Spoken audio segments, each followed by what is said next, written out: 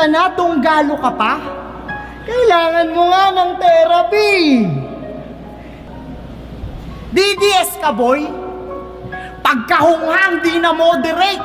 Kung yung tophang ginawa mong itolerate, sarap mong tokhangin, sabay mga laman loob idodonate para lang higupin ng lasing sa mangkok ng Goto Gate.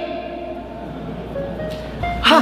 Malaki ang pagpaslang with matching tanim droga sa parak na hibang at halang sa pagkabig ng kota. Oo, titimbuang lahat sa pagtambang kahit adik lang sa Dota, parang laksama na Joshua.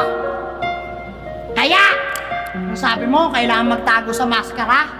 Gago! Kung tumiklop sa inyo si Lanceta, ibahin mo si Akata. Pagkat oo, kaya ko itong sabihin ng walang maskara mula sa puso ko, Duterte! Pusang ina ka talaga! Ang bibig mo, DDS, suportado mo yung gahaman. Bilyon-bilyon na wala para sa edukasyon ng ganun lamang. Pakampiyon-kampiyon ka pang hayop ka, magpapakatuta ka lang pala sa mga aso?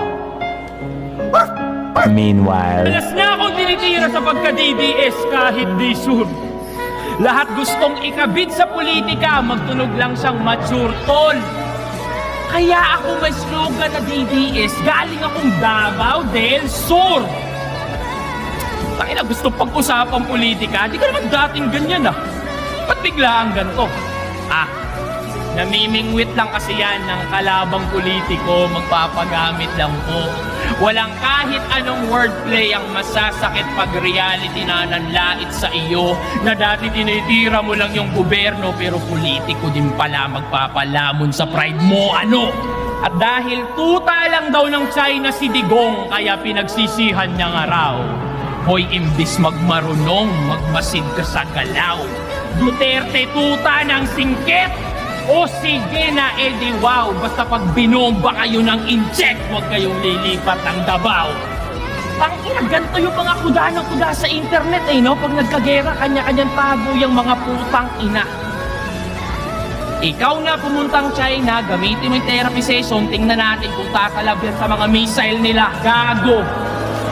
Ilan ko? Duterte, DDS daw, Davao Death Squad. Ano? Di kita masasagot sa ganung paksa na yung krimen sa ganung paraan napupuksa. Pero kung totoo man, ba't ako magre-reklamo sa ganung banda? Parang kinukompliment mo lang na DDS ang dailan but safest city kami sa buong bansa. Ang ina mo. Ba't bilyong-bilyong pondo daw sa Mindanao nung Duterte admin? Bakit? Kung hindi